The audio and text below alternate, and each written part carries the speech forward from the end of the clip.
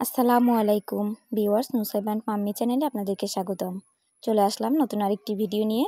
আজকের ভিডিওতে আমি রান্না করে দেখাবো গ্রাম্য পদ্ধতিতে শোল মাছ ভুনা। আমরা পুকুর থেকে অনেক বড় একটা শোল মাছ ধরেছিলাম। ভিডিওতে মাছটা দেখতে একটু ছোট মনে হচ্ছে, কিন্তু আসলে মাছটা আরও বড় ছিল। প্রথমে আমি কেটে ধুয়ে ছোট ছোট টুকরো করে কেটে নিয়েছি। দেখতেই পাচ্ছেন কীরকম করে টুকরো করে নিয়েছি। শোল মাছ আসলে গ্রামে সবাই এভাবেই কেটে নেয়। মাছটা কাটার পরে পানি ঝরিয়ে আমি একটা পাত্রে নিয়ে নিলাম। এদিকে আমি কিছু মশলা বেটে নিয়েছি, পেঁয়াজ, রসুন, জিরা আর সরিষা। এই মাছটা রান্না করতে আমি সরিষা ব্যবহার করব। আমি একটা কড়াইয়ে বাটা মশলাগুলোকে প্রথমে দিয়ে দিচ্ছি। একটু সামান্য পানি দিয়ে দিব যেন মশলাগুলো পুড়ে না যায়। এখন আমি এর ভিতরে পরিমাণ মতো লবণ, হলুদ আর মরিচ দিব। মরিচটা যে যেরকম ঝাল পছন্দ করেন সেই অনুযায়ী দিবেন।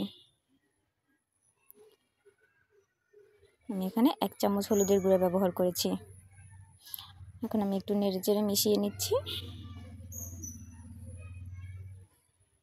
পানিটা একটু শুকিয়ে আসলে আমি এর ভিতরে তেল দিয়ে দিব।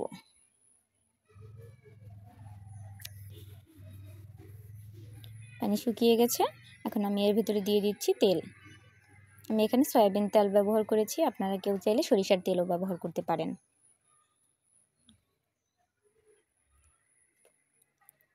বেশ কিছু সময় ধরে আমি মশলাগুলোকে ভালোভাবে কষিয়ে নিয়েছি। এখন আমি এর ভেতরে মাছগুলোকে দিয়ে দিব। আমি 1-2টো আলু কেটে এটাকে একটু সিদ্ধ করে নিয়েছিলাম। মাছের ভেতরে আলু দিলে খেতে একটু বেশি টেস্ট হয়। এখন আমি এগুলোকে একটু নেড়েচেড়ে ভালোভাবে মশলার সাথে মিশিয়ে নিচ্ছি।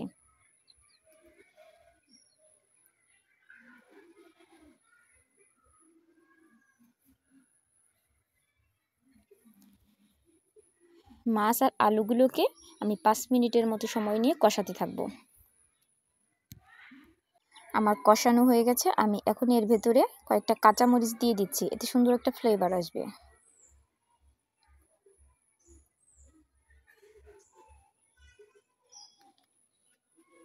কষানো হয়ে গেলে তরকারির কালারটাও একটু চেঞ্জ হয়ে আসবে।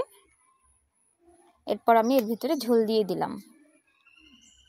খুব বেশি পানির দরকার হয় না মাছ ভুনা করতে গেলে। আমি তরকারির মধ্যে যতটুকু পানি ব্যবহার করব তার অর্ধেকটা আমি পানি শুকিয়ে নিব, আর বাকি অর্ধেকটা ঝোলের জন্য রেখে দিব।